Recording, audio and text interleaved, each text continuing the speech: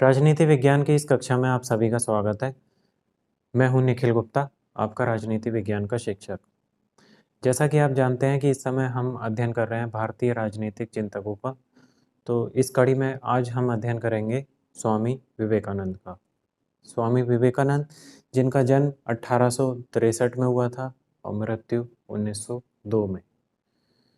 इस प्रकार ये केवल 39 वर्ष की अल्प आयु में ही स्वर्गलोक सिधार गए।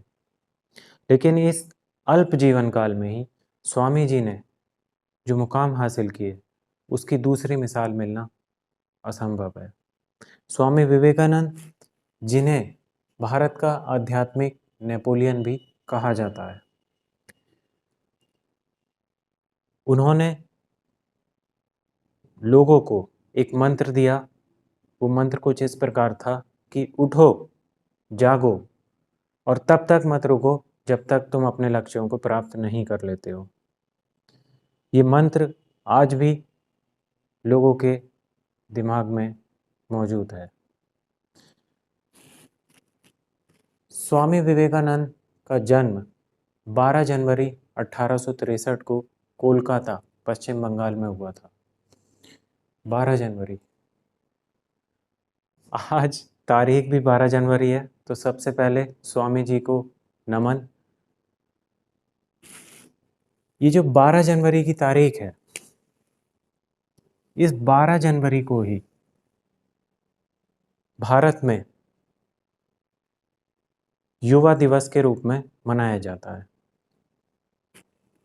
ठीक। स्वामी विवेकानंद के बचपन का नाम नरेंद्र नाथ दत्त था और इनके पिता एक प्रतिष्ठित वकील थे। इनके पिता ये चाहते थे कि उनके पुत्र भी वकालत की पढ़ाई करें और वकालत के पेशे में नाम कमाएं, परंतु स्वामी विवेकानंद कुछ और ही करना चाहते थे। उन्होंने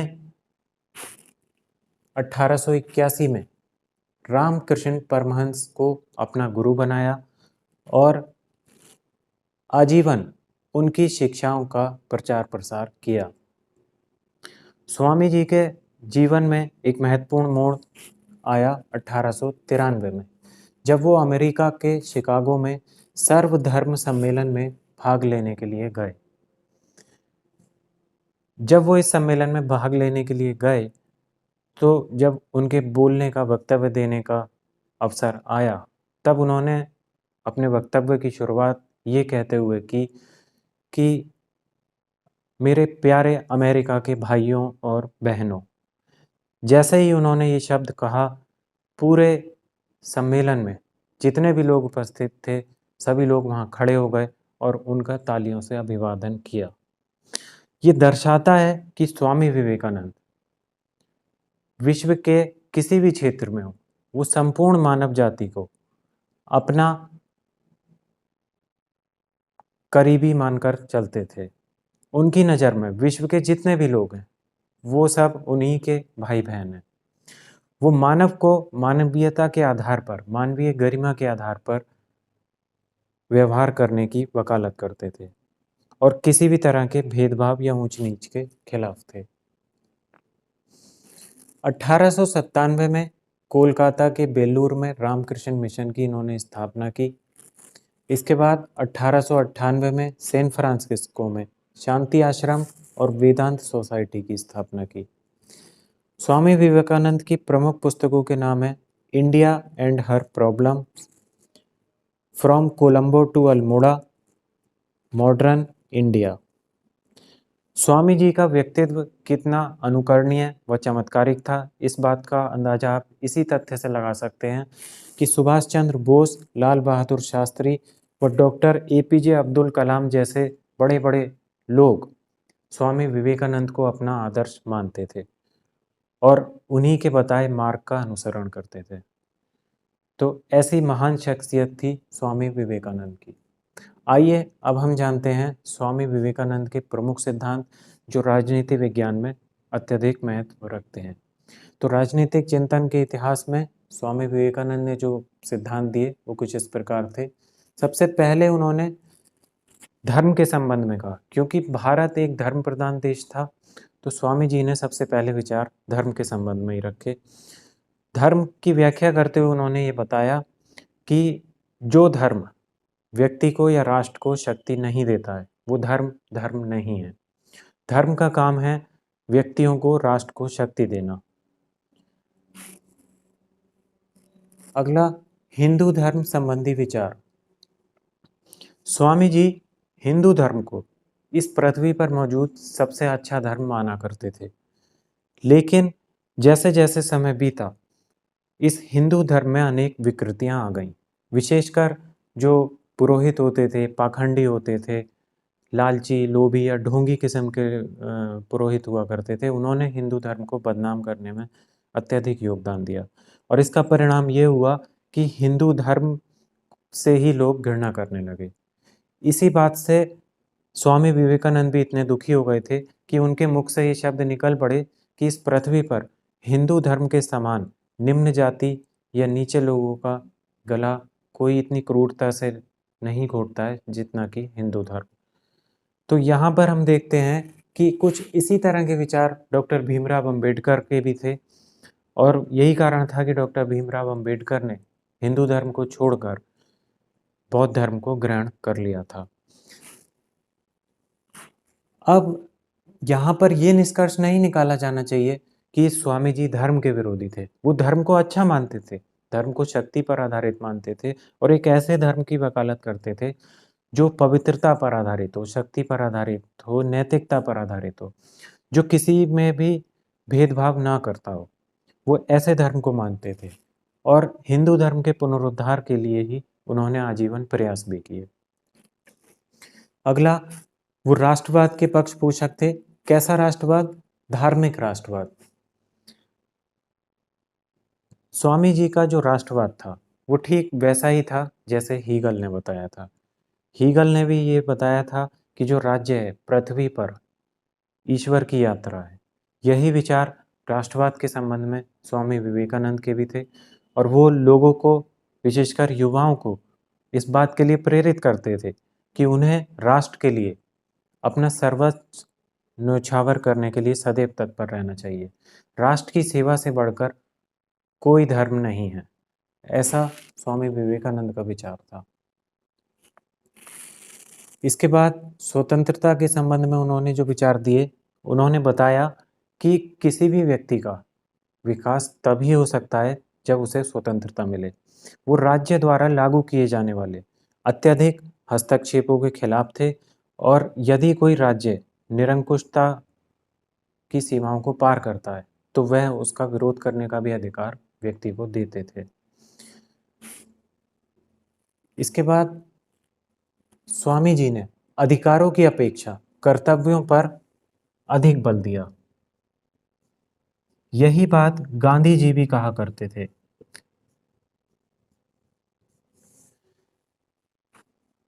आजकल हम क्या देखते हैं, सभी व्यक्ति अपने अधिकारों की बात करता है और कर्तव्यों को भूल जाता है। हर कोई मौलिक अधिकारों के लिए तो कोर्ट में जाने के लिए तैयार है, लेकिन जो संविधान में 11 कर्तव्य बताए गए हैं उनके पालन की बात कोई नहीं करता।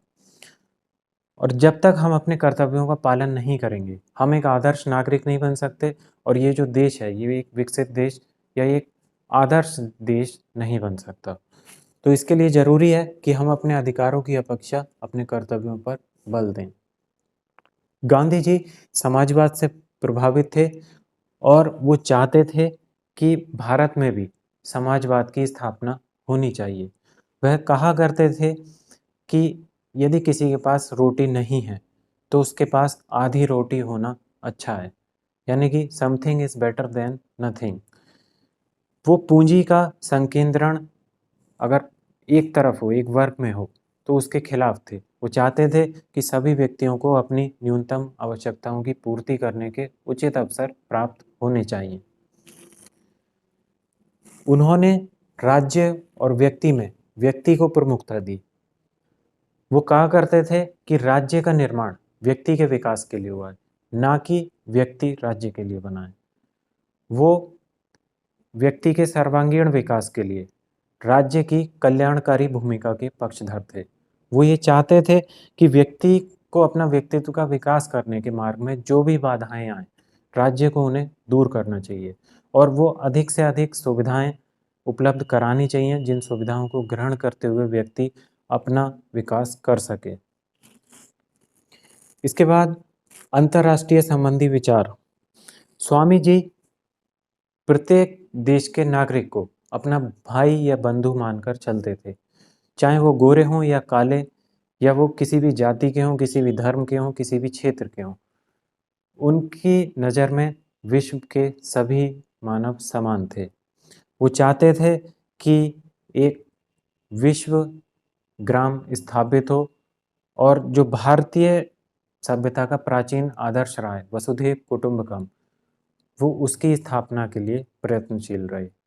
इसी की झलक उन्होंने विश्व में जब 1893 में अमेरिका के शिकागो में सर्वधर्म सम्मेलन आयोजित हुआ था, इसी विश्ववैध कुटुंबकम की जो अवधारणा है, इसकी व्याख्या उन्होंने इस सम्मेलन में की थी। इसी सम्मेलन में उन्होंने बताया था कि विश्व के जितने भी धर्म हैं, सभी परमात्मा तक पहुंचने के मार्ग हैं। उनके रास्ते अलग अलग हो सकते हैं, लेकिन सभी एक ही जगह पहुंचते हैं, और वो रास्ता है मोक्ष प्राप्ति का, मुक्ति का। ठीक। अगला स्वामी जी के सामाजिक विचार। उन्होंने जाति प्रथा का विरोध किया और वो जाति प्रथा को समाप्त करना चाहते थे। इसके लिए उन्होंने अंतरजातीय विवाहों को प्रोत्साहित भी किया और वो चाहते थे कि जो पढ़े लिखे नवयुवक हैं, उन्हें इस दिशा में आगे आना चाहिए। वो स्त्री शिक्षा के पक्षधर थे और उनका ये मानना था कि जब तक स्त्रियां शिक्षा ग्रहण नहीं करेंगी, तब तक उनकी स्थिति में कोई बदलाव नहीं होगा। बाल विवाह का उन्होंने विरोध किया और शिक्षा पर बल दिया। स्वामी जी जहाँ भी जाया करते थे, वहाँ लोगों को पढ़ने के लिए प्रेरित करते थे। वो अंग्रेजी शिक्षा के विरोधी नहीं थे, लेकिन फिर भी वो ये चाहते थे कि जो भारतीय लोग हैं, वो भारतीय भाषा में, मातृभाषा में, विशेषकर हिंदी या संस्कृत में शिक्षा ग्रहण करें। वो गुरुकुल पद्धति को अच्छा मानते थे और युवाओं को प्रेरित करते थे कि वो गुरुकुलों में आएं और शिक्षा ग्रहण करें, क्योंकि गुरुकुल भारतीय वेदांत दर्शन और जो प्राचीन भारतीय सभ्यताएं और संस्कृति है और जो मूल्य हैं, उनको आगे बढ़ाने में लगे हुए थे। इसके अलावा स्वामी जी ने अस्पृश्यता मतलब होता है छुआछूत, इसका विरोध किया और इसे भारतीय समाज के लिए एक कलंक कहा। वो ये मानते थे कि जब तक अस्पृश्यता का अंत भारत से नहीं होगा, तब तक भारत में एकता कायम करना मुश्किल है, क्योंकि ये जो अस्पृश्यता है, ये भारतीय समाज के लोगों को आपस में बांटती है और उन्हें आपस में लड़ाती है। इसलिए स्वामी जी ये चाहते थे कि अस्पृश्यता की समाप्ति हो। तो इस प्रकार आज हमने जाना स्वामी विवेकानंद को, उनसे संबंधित कुछ महत्वपूर्ण तथ्यों को जाना, उनकी पुस्तकों को जाना और उन्होंने जो प्रमुख सिद्धांत दिए, प्रमुख विचार दिए हैं, उन्हें समझा। यदि आप पॉलिटिकल साइंस और उससे रिलेटेड वीडियो देखना चाहते हैं, तो मेरे चैनल को सब्सक्राइब करें, और यदि आप मेरे द्वारा बनाए हुए पॉलिटिकल थिंकर्स पर प्रीवियस वीडियो देखना चाहते हैं, तो उसके जो लिंक्स हैं वो डिस्क्रिप्शन बॉक्स में नीचे अवेलेबल है, आप उस पर क्लिक करके उन्हें देख सकते हैं। तो इस वीडियो में इतना ही, शेष अगले वीडियो में। तब तक के लिए जय हिंद, जय भारत।